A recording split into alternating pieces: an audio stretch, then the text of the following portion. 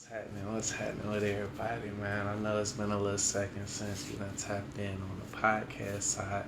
It's been a whole lot going on, just trying to, really hold it in the road, really getting to it steady, maintaining and, just getting to some more of it. But, we are tuning back in once again, just to discuss a few topics on today. And, really just a few things that's going on. One that really kind of struck home for me was the death of Trouble. Trouble. I remember the first time I seen him, he was on it was like a little Alley Boy interview to where they was on somebody's porch, you know what I mean? And I had this Delta over at the crib, and y'all probably the interview if you know about Trouble and Alley Boy and that little duct tape movement. They was outside and he was Alley Boy was talking crazy as hell. He say, I don't want nothing, nigga, all that fuck shit, all that y'all coming down here, they acting like y'all running London, nigga, none of that. Hey, y'all gotta check in. Woo, babe, I forgot what he was saying, but it was funny as hell. And I remember the girl got down. She was like, Justin, this is too coonish for me. Like, you gotta cut this off. Like, oh my God, like, what is he talking about? And then he say, I remember he was like, tell him, Scoop, you gotta take your bitch ass home. You gotta take your bitch ass home, nigga. You gotta take your bitch ass home. That's how he kept on saying. But you know what I'm saying. But that was the first time I had seen him. But then I don't think he was rapping at this time, or he had just came home from jail. And so I remember my partner jumped in the car one day, and he said, you know what I'm saying, we always, love listening to good gangster music. So, you know what I'm saying, we passed, and he said, nigga, I got to touch the auxiliary today, dog. You know what I mean? He said, boom, this for the Bluetooth and all that shit. He said, I got to touch the auxiliary today. So, boom, so I got them, boom. He said, nigga, it's time for that gangster shit for real. So I got them, boom, so he cut the shit on.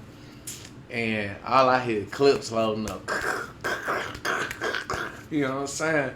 So I'm like, what the fuck is this? So, you know what I'm saying, the hook with, you know what I'm saying, OGs, young niggas younger than them, bust, you feel me? So I got, so, you know what I mean, the song instantly, you know what I'm saying, had us turned, you know what I mean? But then the remix, Lord, you know what I'm saying? And this is a straight, you feel me, but it's going on YouTube though, so I ain't gonna play the song. But if you know about it, or if you don't know about it, man, go check that out, man. That'll let you know about, you know what I'm saying, my youthful time period, you know what I'm saying. You know what I'm saying, that was a good time right there, But he had Yo Gotti on there, Walker, you know what I'm saying, and Trouble.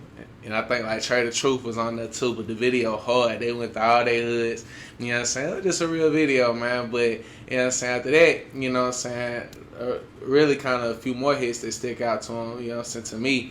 That Molly World, on the Mollies and all, that's a certified hit. If you don't know about that, go check that out.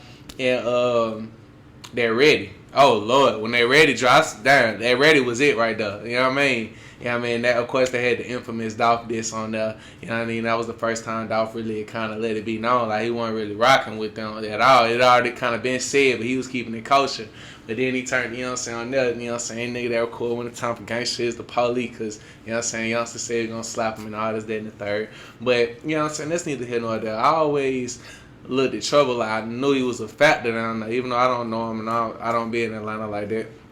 But, the fact that I used to see him with all the street rappers, like, you know what I mean? Like, even when he wouldn't be doing nothing, I see when, after Dolph did that video, that which was, I guess it was in their hood, they turned around, they had to let Black Youngster, because they fucked with him too, you know what I'm saying? So they had to let Youngster shoot a video down there, that drug lord, he shot that video in the same spot. So, you know what I mean? I always liked Trouble because he played it neutral, you know what I'm saying? I always looked at that like, you gotta be certified, you know what I mean, to really be able to fuck with both sides. And, if you go to the Lucha, I think it's the December 23rd video, he on the cover art, you know what I'm saying, he on the little thing. If you go to YouTube, it's him in Trouble and Boosie on stage, you know what I mean.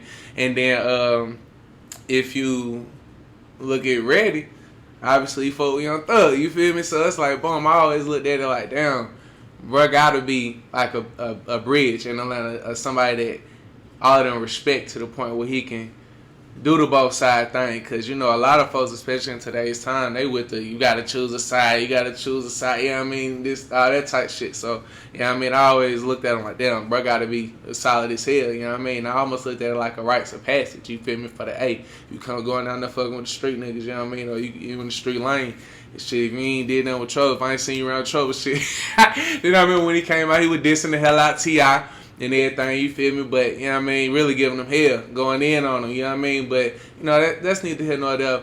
I did just want to send a quick RP to Trouble, and, you know what I'm saying, definitely I want to pray that the mercies of the Most High, you know what I mean, really rest, rule, and abide with his family, you know, during this time. I know that was certainly unexpected, you know, just came out the blue, but they kind of knew, you know what I mean, who he was, and, you know, I'm sure he accepted the fact that he could come at any time, but I can only imagine the surprise, like definitely not thinking it was gonna go like that, you know.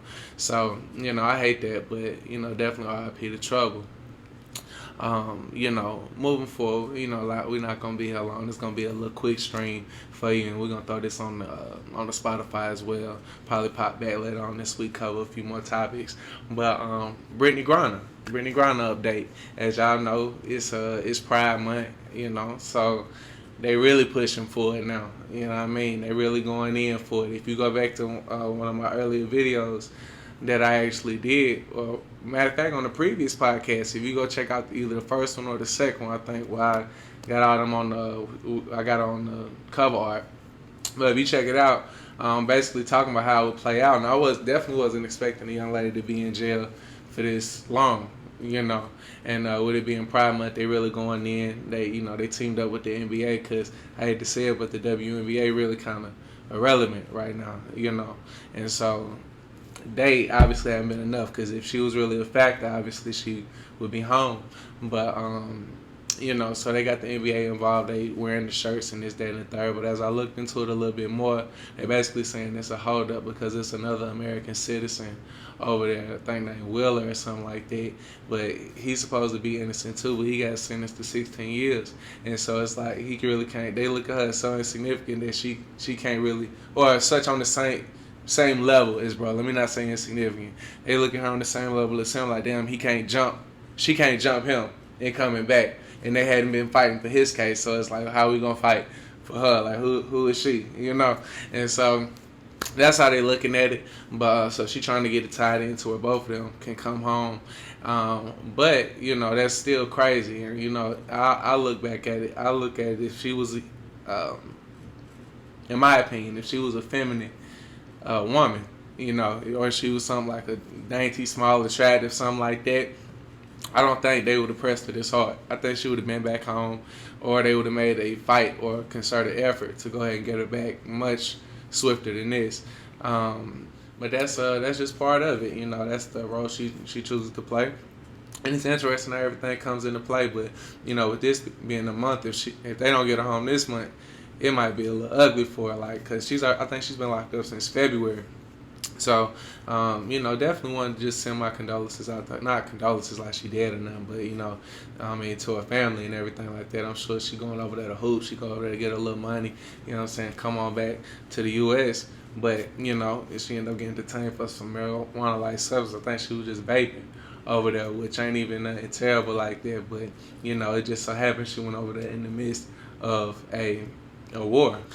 She just it's really kind of a wrong place, wrong time type of thing. You know, when you speak out against how unfair America is and the rules and the laws and the policies and things like this, you're certainly trying to get back now. So it's like, it's almost, I feel like they almost kind of playing hardball with her like that as well. Like, you know, you a so-called activist, you this, that, and the third, and then you're black. You still black at the end of the day, you know. So, and then you on the man side, you claim to be on the manly side of things, not even manly, but the male-ish side of things, I should say. You know, the more masculine side is what she desires to be, and it kind of plays out. So I'm sure they're kind of looking at her like, no breasts, no, You know what I'm saying? Nothing like that. Like, hold on, what you want? Like, they probably had to run her and make sure she was really, you know what I'm saying, a girl. You know what I mean? Because if you really look at it, even on the last thumbnail, I'll probably use that picture again if I can find it.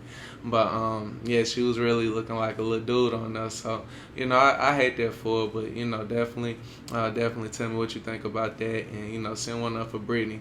And hopefully she can get home soon. But moving on to the last topic for today. Lori Harvey and Michael B. Jordan recently have broken up, and it's really kind of cold because it's, you know, they said that she rejected him for marriage. Like, obviously he wanted to get married to her. She was the girl of his dreams, but in simplicity she just didn't like him like that. You know, and again, this happens a lot. You know, not just, you know, this is just funny that it hit home as far as with in a celebrity couple, but I must say that I really don't like the whole tone of everything. You know, I don't like it because Michael B. Jordan really just been made to look like a straight goofy, like, you know what I mean, throughout the whole thing. He been made to look goofy as hell, you know, and I hate that for him. But I mean, he's a square, you know, and I don't know him, you know, just because he had good in movies. I mean, you know, he was Lil Wallace from he was Lil Wallace from The Wire, you know what I mean? But shit, you know, it's a good chance that, you know, she just wasn't feeling like that. And again, it's the same discussion we kind of had with Sierra. Like, once you go from being around a Future, Hendrix, and things like that, and then you switch over to, you know, just the good clean cut side of things, it's almost like she fell victim to, well, not even fell victim, but succeeded in what most women, I would say most women. I try to be respectful to the ladies on my channel, but you know, it's almost like she just got the clout from him and bounced. You know, like, nah, it really ain't that. You know, which is the harsh reality of things. You know, but, you know, shouts out to that brother as well. I recall one time, one of my partners, Michi got, man, shout out to Michi. You know, he said he had a saying. He used to always be like, man, shorty's always trying to be relevant, bro. It don't matter what it is, they just trying to be relevant. Like, who they got, you know what I'm saying? And so, boom, and really, this is before clout, you know what I mean? But shoot, so that was what he was using before clout. Like, boom, just trying to gotta be relevant. Gotta, you know what I'm saying? It don't matter what's going on, they just gotta be relevant, you know what I mean?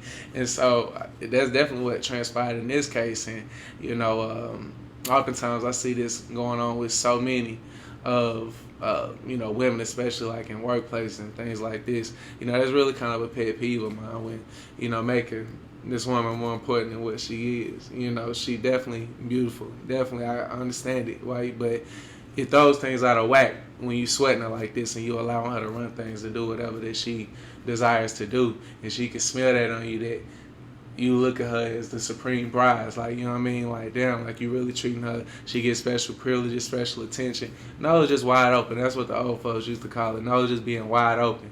You know what I mean? So she's subject to all type of special treatment again. Nobody gives her a dose of reality. Everybody, you know, avoids conflict with her at all costs. You know what I mean? So they never tell her if she's sounding corny, if she's sounding whack. She don't really hear these type of things. So when you get around somebody who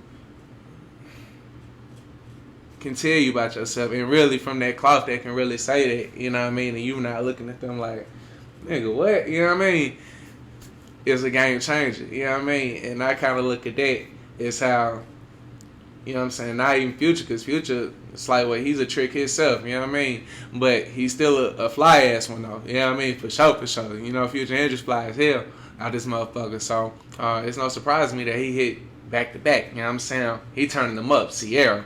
Goddamn, Lori Harvey. I'm like, damn, bro, got the mean roster. You dig what I'm saying? And so, but it is what it is. You know, he financing all of them, and then she went from one big old trick to another one, then Michael B. You know what I mean? Turned up all the way. You know what I mean? If you follow their Instagram, always out the country. You know what I'm saying? Always spending money on it. You dig what I'm saying? And which I'm sure that y'all probably more familiar with than me. But you could just easily tell that he definitely liked her more than she liked him. That's just easy to see. Anybody with two eyes, like, damn, he You know what I mean? Like, it just is what it is. And, you know, oftentimes you see this today and you'll never escape it. When you see, like, shit, even if you having money, even if you the man, even if you, you know what I'm saying, even if you a upper echelon trick, you know, as I would like to say, you know what I mean, you having all the utilities, you having all the proper utensils, you having the whip, you know what I mean, all the tools, I would say, you know what I mean, you having the whip, the jewelry, you know what I mean, you look, you know what I mean, your physique is right, you doing your thing, you know what I mean, and you still, it baffles you how she would cheat on you. It baffles you how she would leave you. You know what I mean? It just, some men will never understand it. You know what I mean? But one thing that I've noticed oftentimes is it's rarely the full package. Just how it is in women, like, damn, how you'll come up lacking sometimes. Like, damn, like you'll think you like this, that, and the third about her. Like, damn, she woo woo. And then you find this.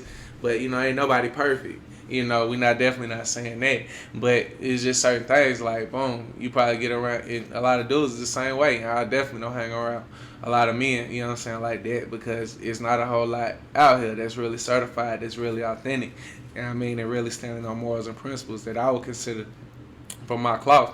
So it's like, but the ones that do, just like when you run across a real woman, you run across a real dude, it's always a luxury. It's always a privilege. You know what I mean? It's always a blessing. You know what I mean? And you know what I mean, because they're gonna respect it at all times. You know, so that's just it's just a beautiful thing about it. And so when I look at it, you never just know. You see these dudes get knocked off all the time. Like, damn, he had this car. She'll get, you know what I'm saying? She took his money. And then, boom, she over here with this dude, you know what I'm saying, back over here with this ex. She done came up a little bit, but she still fuck with, you know what I'm saying, such and such. It's just something about somebody who truly know her, you know what I'm saying, flaws and all. And really, well, I won't get into too much, you know what I'm saying. I get the spilling, you know what I mean, too much as to what make that one man relevant. But I will say this. I'll give the example of, I was watching DJ Akademics as well the other day. And, I could just tell his little heart was broke as far as with the Celina Powell. I think, what's her name? Selena Gomez? Celina Powell. He put her on. You know, he put Selena on. I wouldn't know about it if it weren't for him. You know, he had her on. She again, he liked her more than she liked him. He done bought a Range Rover. He done put her on. Down there got a TV show, you know what I mean, or a YouTube show, rather, I should say. He really just loved the girl. You could tell that, you know what I mean? And she put everybody business out there. She messy as hell, you know what I mean? I couldn't understand why all these rappers was hitting her like this. She just wanted my to speed it out, you know what I mean? But, you know what I mean, he fucked with her, you know what I mean? And so outside of that, I used to see it like that because she just got locked up, and I could see in his little mind he just couldn't understand it. He just couldn't comprehend it. He like, you know, she came up here. She's in a relationship with a guy, and she gives him money and stuff. You can tell he was hating on him, but you can tell he was hating because, you know what I mean, she, DJ Akademics, he big tricking on her. You know, always looking to put her in position. Always looking to pay for her, buy something. Yeah. But this dude, always keeping tabs on her, giving her some instructions. Now, the brother is out of bounds because academics say, bro, we really whooping her ass, though. You know what I mean? But she's an out of bounds ass woman, though. So I kind of already know that. Like, if she was gonna be a woman, she's so far, she's so damn near far gone. It's like, damn, well, you'll have to really reprogram that thing, but she had some good there too, cause you know she know how to get out there and get herself popular and famous and really kind of do her thing and get in the right circles and shit. And so she got some good, and the real ism can, you know, polish that up. You know what I mean? Or a real man, I should say, could polish that up, really do his thing with it. You know what I mean? If he got the correct information, I know I certainly could, but, you know, she'll really have to be valuable. I have to really kind of get around and see something. But I mean, I seen DJ Academics, that's how he kept saying, like, you know, and it's crazy because he talking so bad about a deceased man. The college kid, they two brothers, but one of them died. He talking about this man need to rest in peace. He still dissing him like he from Chicago. He dissing this man like a dead rapper. But Celina Powell done did all this shit to him. Done played him to the left. Done talked back. Done exposed him. Done said certain things about him. And he said, well, you know, I can forgive Celina because I got a chance to know the real her, just like I know the real Danny, just 6'9". So it just ain't a good look, man. But again, these men are what they are, and